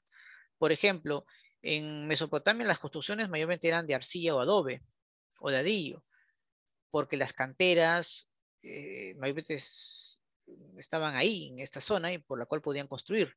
En cambio, en Egipto, los principales monumentos se van a hacer con piedra caliza, ¿no? En cuanto a las figuras, vemos también que hay una cierta diferencia, ¿no? Al igual que la escritura, ¿no? Aquí se va a desarrollar la escritura cuneiforme, cuyo principal material es la arcilla, ¿correcto? En cambio, en Egipto mayormente utilizan el papiro, que es un tipo de planta que obviamente siempre se va a mostrar o es abundante en esa región, ¿no? Ujú. Muy bien. Vamos a hablar ahora sobre los egipcios. Primero, para ello, pues entendamos un poco el medio geográfico, ¿no? Hay que recordar, pues, que Egipto está ubicado al noreste de África. Muchos dirán, profesor, pero ¿cómo es posible que en África pueda existir una gran civilización? Porque ahí también, pues, va a haber un río importante que es la que va a permitir el desarrollo agrícola. ¿Y cómo se llama ese río? El río Nilo, ¿no? Claro. Ahora, al igual que en Mesopotamia, Egipto también tenemos dos zonas importantes, ¿no? El Bajo Egipto y el Alto Egipto, ¿no? Ahora muchos dirán, pues, oye, ¿por qué el Alto Egipto está aquí, en esta parte, en el sur? ¿Y por qué el Bajo Egipto está en el norte? Básicamente por el recorrido del río, ¿no? Hay que recordar pues que en esta zona a la cual llamamos el Alto Egipto, es una zona montañosa donde el río pues obviamente tiene una crecida, ¿no? Un movimiento eh, eh, elevada, y aquí en esta zona ya empieza pues a bajar, ¿no? Y que desemboca pues al mar Mediterráneo, ¿no? Y desemboca pues en lo que conocemos como delta, ¿no? Así se conoce en geografía cuando los ríos pues se diversifican y se desembocan en diferentes ramales, ¿no? Ahí está el delta, ¿no? Ahí está. Y esta zona es muy importante porque esta se le conoce pues como el área de Gizeh, ¿no? Aquí es donde se desarrolla pues la cultura egipcia, ¿no? Principalmente, ¿no? Es donde es el más importante valle que se va a encontrar, ¿no? ¿Correcto? Esa es la zona del delta, ¿no? Donde desemboca al mar Mediterráneo. Muy bien. Entonces, profesor, y dígame también un poco sobre su proceso histórico. Claro que vamos a hablar un poco sobre su proceso histórico. Miren, un dato interesante que hay que siempre recordar es que en toda cultura, de hecho, van a haber etapas, proceso histórico porque obviamente van desarrollándose, ¿no? Y bueno, claramente vemos que el proceso histórico en Antiguo Egipto empieza pues con el Imperio Antiguo, ¿no? Pero hay un dato importante que no lo he considerado, pero que es importante tenerlo en cuenta. Egipto antes estaba compuesta por diversas ciudades, la cual se llamaban nomos. Nomo era una especie de aldea, pueblo, que tenía pues su propio jefe. Con el paso del tiempo se van a formar reinos, ¿no? Un reino en el norte de Egipto y otro reino en el sur de Egipto, ¿no? A este periodo pues se le conoce como el periodo tinita o arcaico, ¿no? Ahora, el primer rey que va a unificar el Alto y el Bajo Egipto va a ser Narmer o Menes, ¿ya? Ese es el primer faraón. Ahora, este personaje se le conoce también con el nombre del rey Escorpión, ¿de acuerdo? Narmer o Menes, ¿no? Él unifica por primera vez el Alto y el Bajo Egipto. Y va a establecer su capital en Tinis, ¿correcto? Muy bien. Y a partir de ahí, pues, se inicia el Imperio Antiguo. ¿Por qué? Porque la siguiente etapa es justamente el Imperio Antiguo, allá por el año 2778 aproximadamente, y que va a tener una duración hasta el 2443, antes de nuestra era, ¿no? El Imperio Antiguo eh, se caracteriza por trasladar su capital, es decir, ya no va a ser en Tinis, sino ahora en Memphis. Por eso que también se le conoce esto como periodo menfita, ¿no? Ahí, por ejemplo, en el Imperio Antiguo es donde se empieza a construir las primeras pirámides de Egipto, ¿no? Aquí pues se va a desarrollar una arquitectura monumental, entre las que destaca pues son las pirámides de Egipto, ¿no? A esta zona donde se desarrollan las primeras pirámides se conoce como Gizeh, ¿no? Gizeh, cerca al delta. Con el paso del tiempo, los reinos se rebelan contra el faraón y se da pues un periodo llamado intermedio, es decir, una etapa donde hay cierta autonomía. Pero luego, con el paso del tiempo, se da a conocer como el Imperio Medio, ¿no? O también llamado Imperio Tebano, allá por año 2065 hasta el 1785, antes de nuestra era. Aquí pues se da la primera expansión territorial sobre importantes áreas del norte de África, como por ejemplo, perdón, el sur de África, ¿no? Hablamos pues de Nubia, Libia, Siria, ¿no? Bueno, el norte es, norte de África, perdón, ¿no? Norte de África, parte del norte y sur de África, ¿no? Donde ahí el Imperio Medio va a empezar a tener una importante expansión. Ahora, aquí pues se empieza a establecer el culto a una deidad muy importante, a una deidad nacional, a pesar que eran politeístas, ¿no? Aquí su deidad más importante va a ser pues Amón-Ra, ¿no? Ese es el dios más importante. Hasta que el Imperio Medio lamentablemente sufre la invasión de los Ixos, ¿no? Los Ixos traen consigo pues el caballo, o perdón, el carro de combate y armas de hierro. Y eso va a permitir pues el colapso del Imperio Medio, ya que los egipcios no conocían ese tipo de arma, de tecnología militar. Y por casi 100 años los Ixos van a gobernar Egipto. Es más, van a haber faraones de origen Ixo, que no eran egipcios, ¿no? Eran Ixos. Por ejemplo, en este relato de José y sus hermanos, seguramente ustedes han escuchado hablar sobre esa versión o ese relato bíblico, que incluso se dieron en películas. Recuerda que José se convirtió pues en el gran visir, ¿no? La mano derecha del faraón. Mucho eran, profesor, ¿y cómo es que José era bien tratado por el faraón y luego tiempo después Moisés pues era perseguido por los egipcios, ¿no? ¿Qué pasó ahí? Ah, porque en tiempos de José gobernaban los Hicsos, y así como los hebreos, los Hicsos también pues eran pueblos foráneos, ¿no? Pero que habían tomado el control de Egipto. Hasta que allá por el año 1580, eh, los egipcios expulsan a los Hicsos e imponen pues el imperio nuevo, ¿no? Aquí destacan tres importantes faraones, como por ejemplo Tutmosis III, ¿no? Con Tutmosis III se da pues la gran expansión territorial de Egipto, dominando Palestina, Líbano y Siria inclusive. Luego tenemos a Akenatón, que en realidad pues es Amofis III, Amofis IV me parece. Ahora, ¿cuál es lo destacado por qué destaca Akenatón? Por querer imponer el monoteísmo, por jóvenes, ¿no? En la cual su principal deidad va a ser el dios Atón. ¿Y por qué, profesor, Akenatón va a imponer el monoteísmo? Porque quería luchar contra la casta sacerdotal, que tenía el control religioso. Prácticamente el poder de los sacerdotes era superior al del faraón. Es por eso que Akenatón va a hacer todo lo posible para quitarles ese poder, implementando pues un dios bajo su control.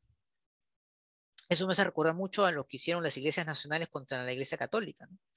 Recuerden que una de las principales reformas, eh, como el caso de Lutero o Calvino, era pues imponer iglesias nacionales bajo el control de los monarcas y la burguesía, y que no estén ahora pues bajo el sometimiento de la iglesia católica, ¿sí o no? Tras la muerte de Akenatón, su hijo Pero igual era Tutankamón, esto un sistema de gobernación, no solamente era una creencia ya liberal en lo de las reformas. ¿te refieres a las reformas religiosas Sí, del sí, siglo XV y ¿era una XVI? forma de gobernar o era solamente una religión liberal? Era más que gobernar, lo que buscaban es que las monarquías absolutistas no estuviesen tan controladas por la Iglesia Católica, ¿no? Porque hay que recordar que en ese tiempo hubo un pacto entre la burguesía y la monarquía para poder debilitar el poder de la Iglesia, que en ese momento todavía mantenía durante la baja o inicios del mercantilismo, ¿no? Que es una primera fase del capitalismo. Ujú. Ahora bien, mencioné que Tutankamón deshace todo esto, ¿no? O sea, le devuelve el poder a los sacerdotes.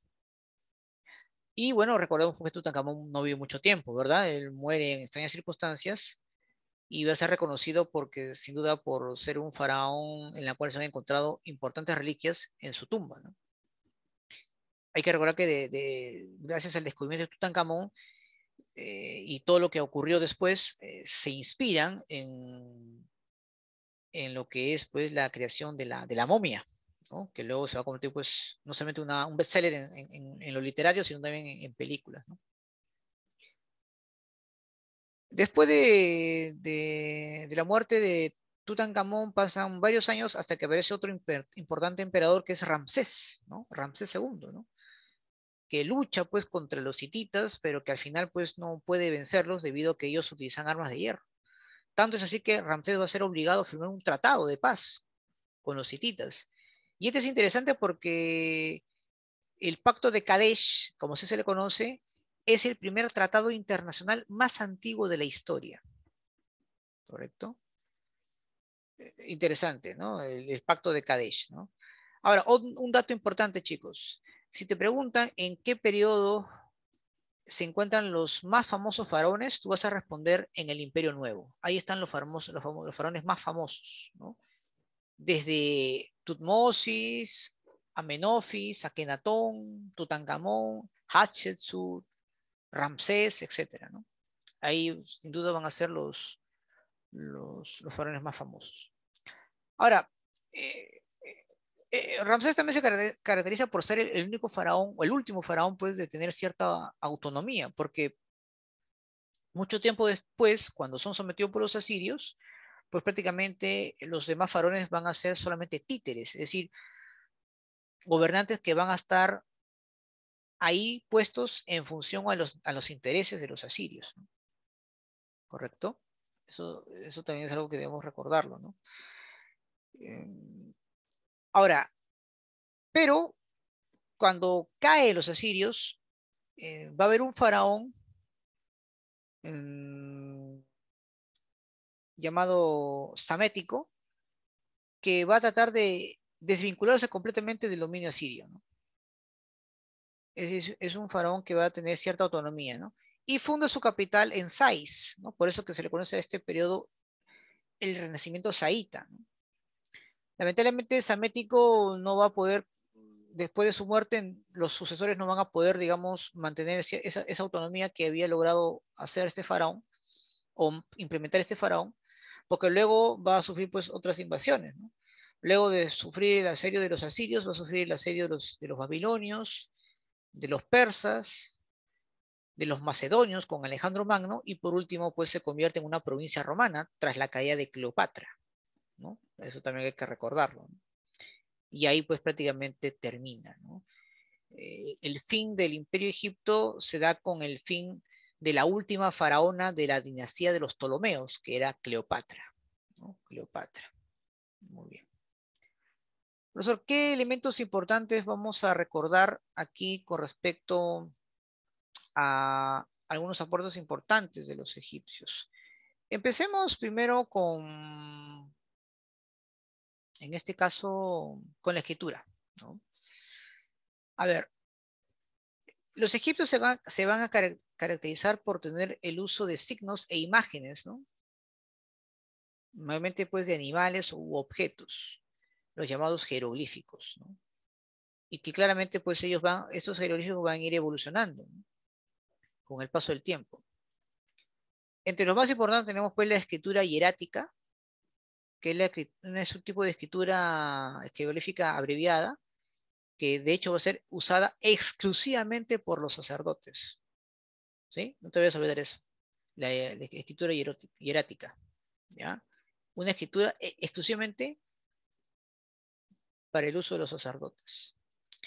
Y luego tenemos la escritura demótica. Es un tipo de escritura más simplificada, sencilla, y claramente pues es usada con fines comerciales. Es decir, quienes conocían la escritura demótica eran los comerciantes.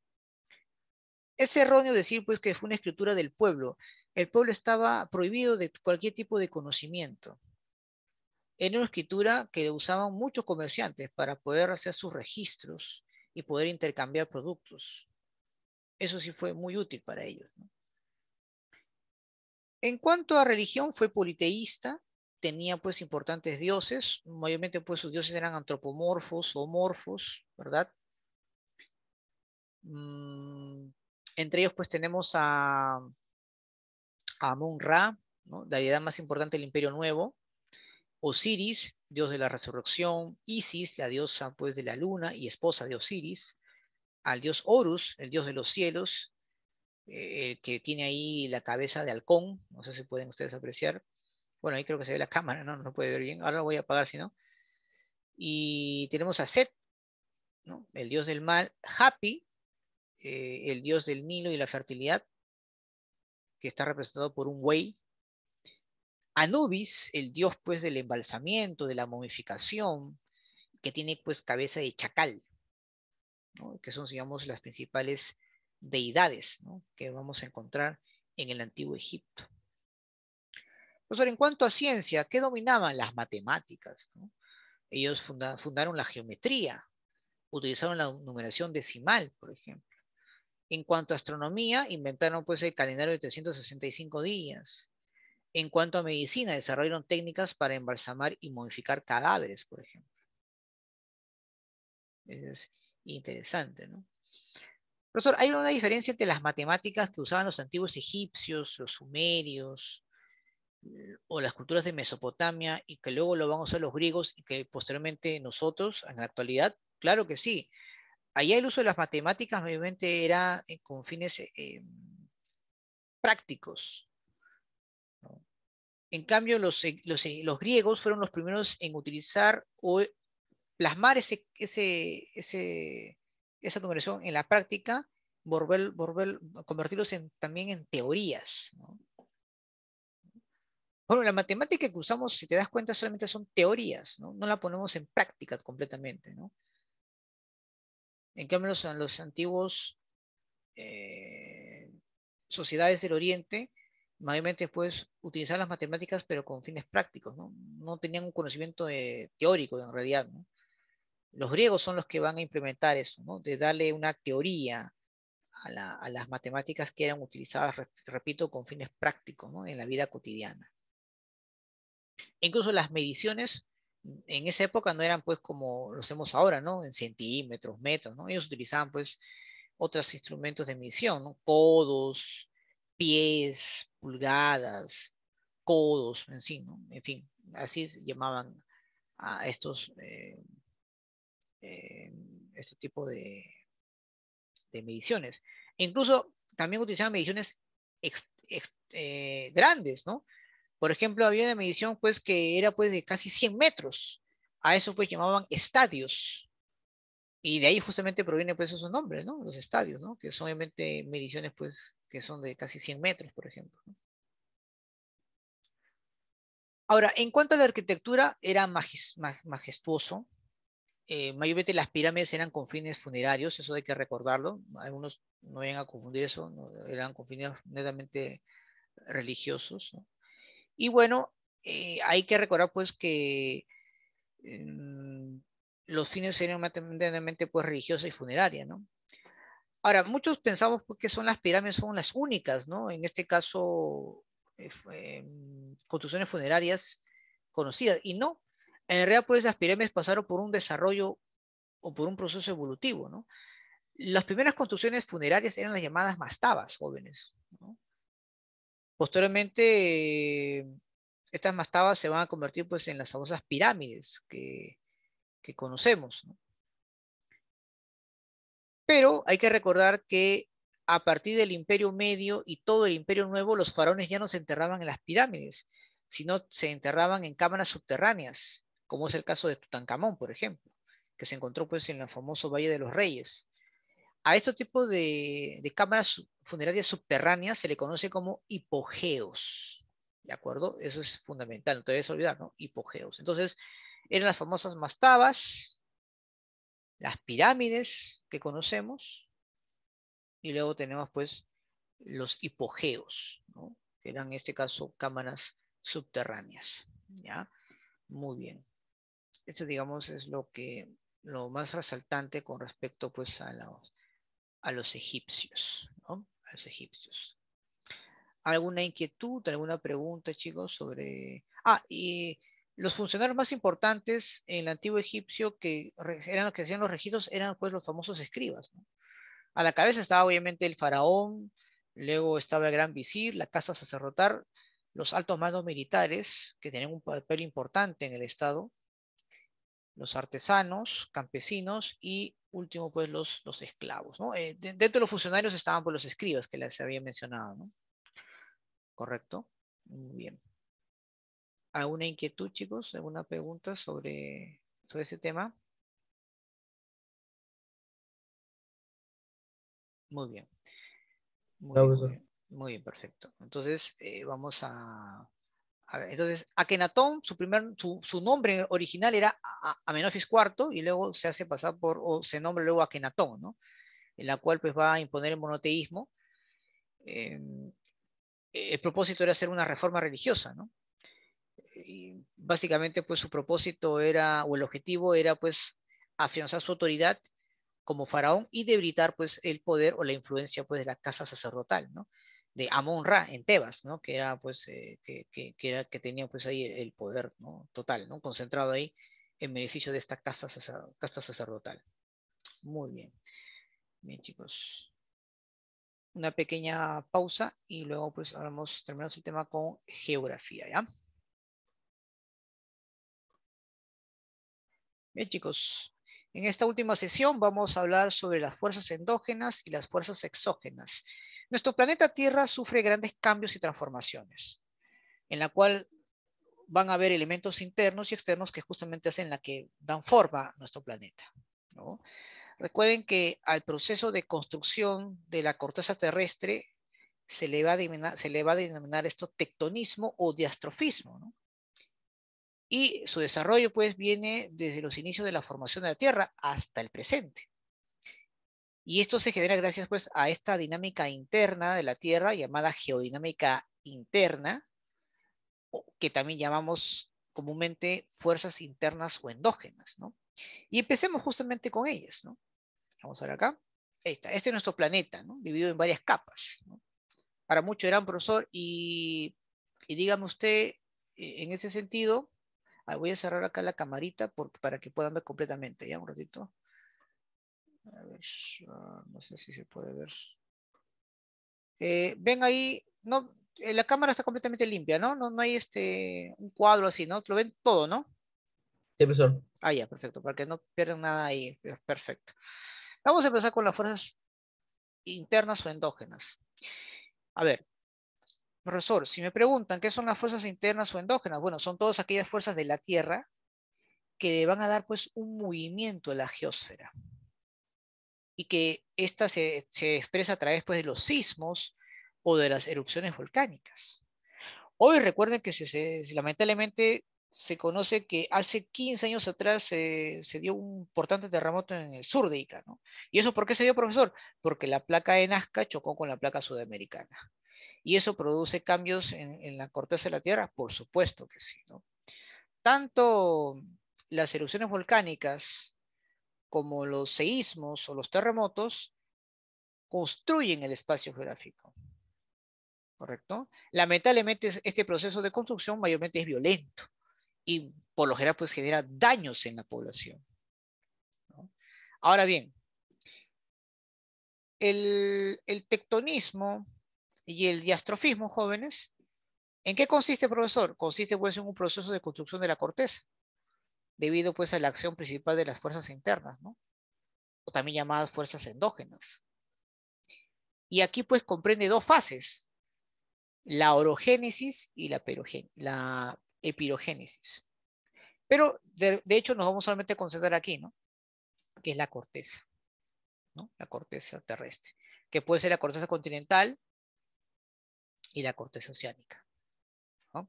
Ahora bien, aquí por ejemplo vemos los sismos, ¿no?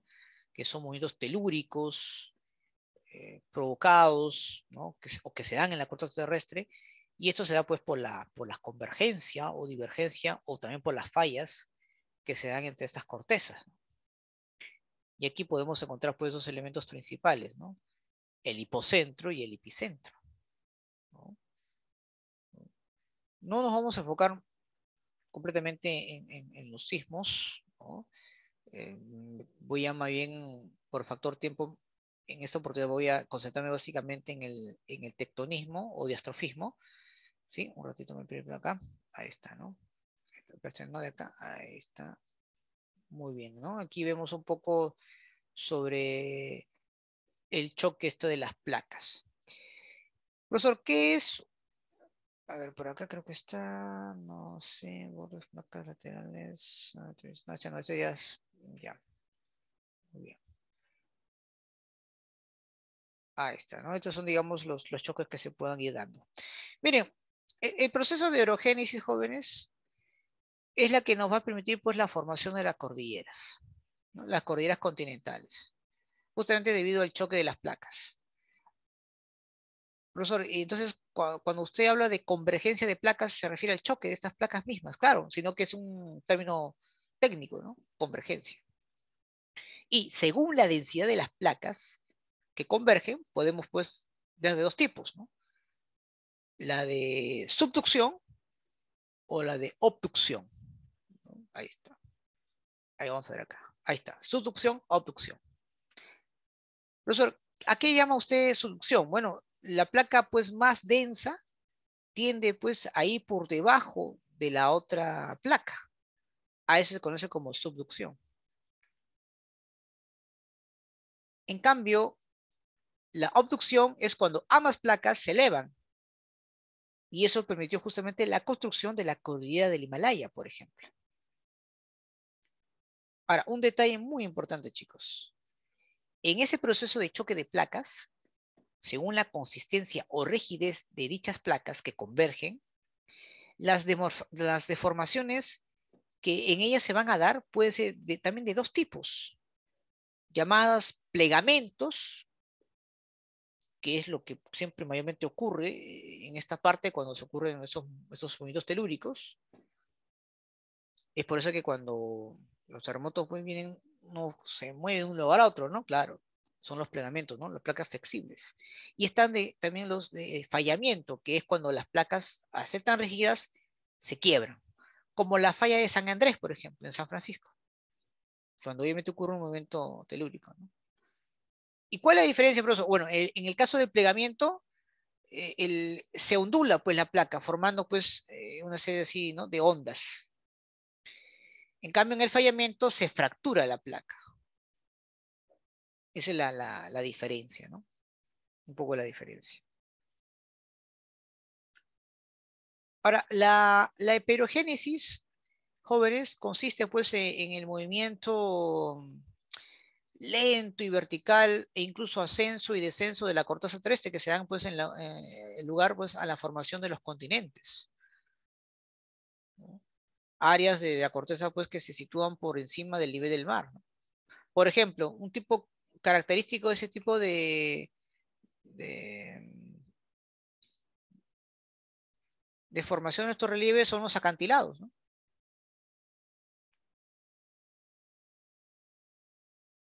Otra forma también de perigénesis son los tablazos. Hablamos pues de un ensanchamiento o un levantamiento de la corteza. Pero también puede haber un lento hundimiento, jóvenes. A través de la epirogénesis, no solamente pues se puede elevar la corteza terrestre, sino también pueden obviamente provocar un hundimiento. El ejemplo más claro es lo que le pasa al país o a este país europeo de los Países Bajos, donde para poder evitar obviamente su hundimiento se han construido enormes diques, ¿no? Para impedir pues el ingreso del mar. Se estima, jóvenes, que el 60% del territorio de Holanda está debajo del nivel del mar. Eso también debemos siempre recordarlo, ¿no?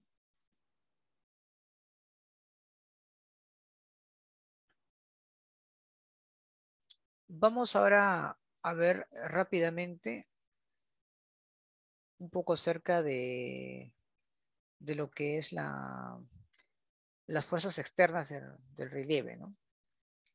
Vamos a ver acá rápidamente. Ahí está, ¿no? Vamos a hablar un poco sobre el modelado o también llamado dedunación, que es la transformación justamente o el moldeado natural que tiene nuestro relieve, producto pues de las fuerzas exógenas o las fuerzas externas, ¿no? Mayormente constituidas por la meteorología, ¿no? Lluvias, vientos, insolación, ¿no?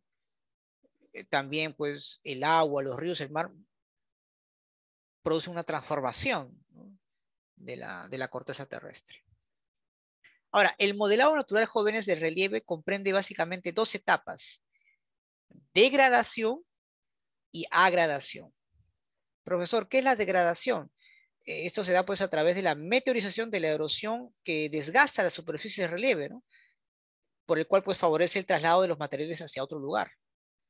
En cambio, la gradación comprende justamente esa redistribución del material sobre esa superficie a partir de los procesos de cimentación y compactación, por ejemplo, como tú puedes apreciar justamente en esta parte, ¿no? Observa acá. Pero ¿cómo es posible que los materiales puedan trasladarse de un lugar a otro? Bueno, puede ser pues a través de los vientos, por ejemplo. y que es obviamente esos vientos que trae estos materiales luego se sedimentan en un lugar y con el paso del tiempo se compactan, se mantienen, ¿no? Claro.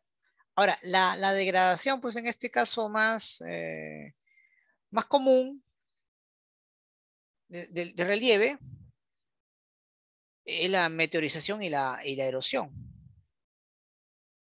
Profesor, ¿y qué es el proceso de meteorización? Es ese proceso de desgaste interno del relieve, ¿no? Es conocido como el desgaste in situ, ¿no? O sea, en el mismo lugar. Esta meteorización se hace o se realiza donde no hay pues desplazamiento de los materiales todavía, ¿no? Pero claramente pues genera una serie de condiciones para su transporte, ¿no? Hacia otros lugares, ¿no? Y bueno, la meteorización puede ser mayormente de dos, ¿no? De dos tipos, ¿no? Química y física, por lo general, ¿no? Hay una tercera que también he colocado, biológica, ¿no?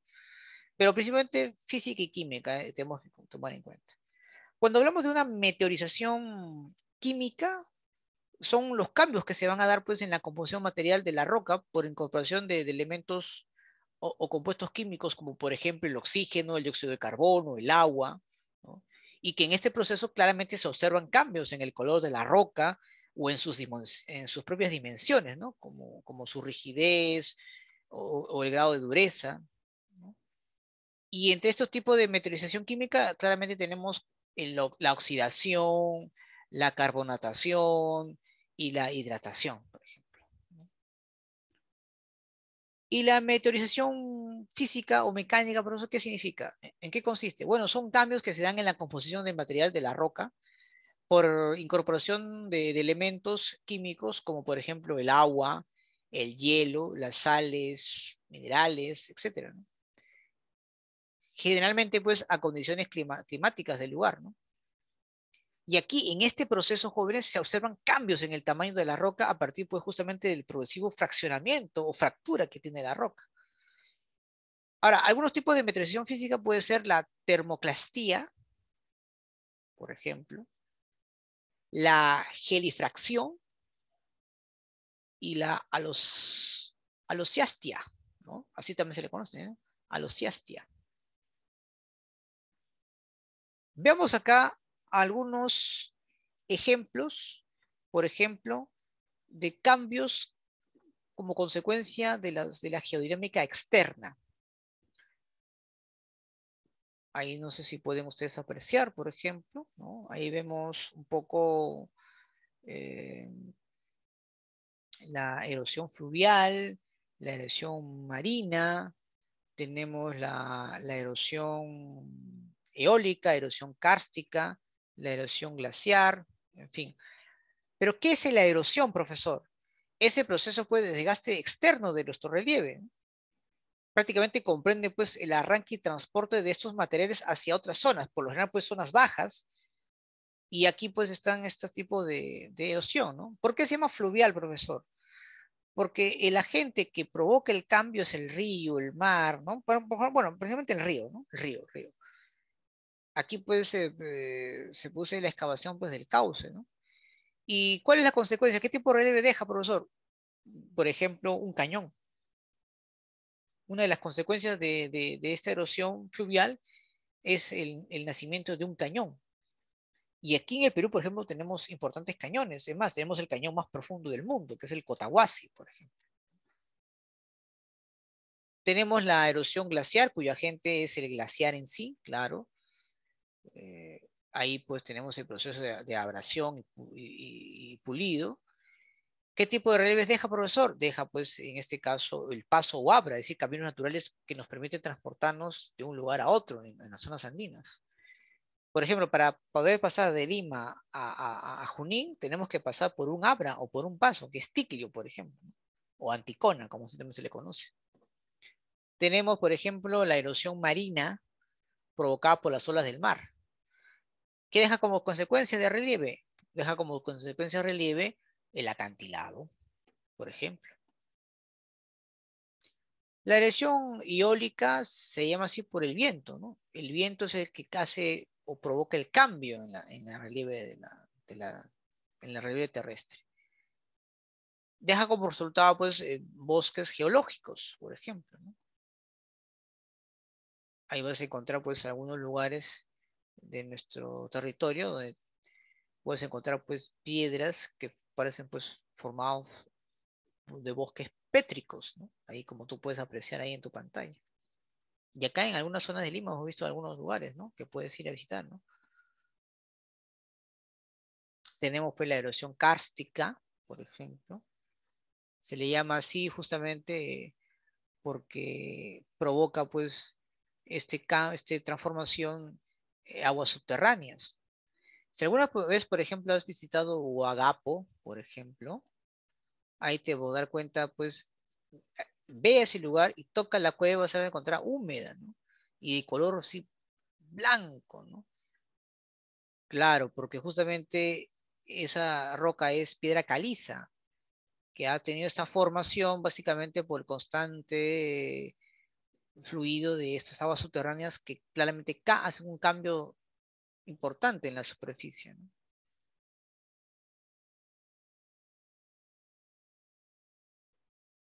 Y bueno, ahí pues ese tipo de relieve es conocido como estalagmita o estalaxita. Entre las cuevas más famosas o grutas más famosas es la de Huagapo, por ejemplo, ¿no? Como te acabo de mencionar. Y la erosión glaciar, obviamente la gente es obviamente la glaciación y se da pues a través de depósitos de rocas que luego se van a ir trasladando de un lugar a otro. Y este tipo de relieve lo que deja pues es la llamada morrena, ¿no? Así deja, ¿no? Ese tipo de relieve, ¿no?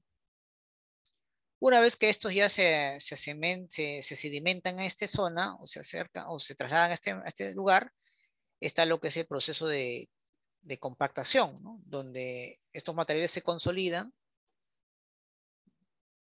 prácticamente van a formar